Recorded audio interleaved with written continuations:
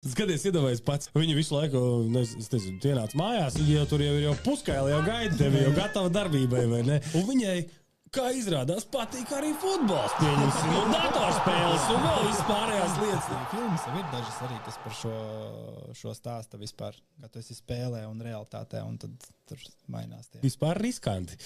Jo, ja mēs šitā izlaižamies, un tas jau abos virzienos. Dāmām jau arī būs tie paši metavērsi, kuros var iegulties, un tev tur ir, nezinu, Kens vai ne, no plasmas šitās te iepakojumi izlīdz, tikko kā, kurš visu laiku tur, nezinu, staigā prievītē, tev runā par tavām jūtām un pienes tev uz paplātes, tur kaut kādas, tur, nezinu, karstas kokteļus un vēl, nezinu, ko.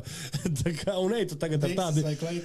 Jā, un ej tu tagad ar tādu izkonkurē, vai ne?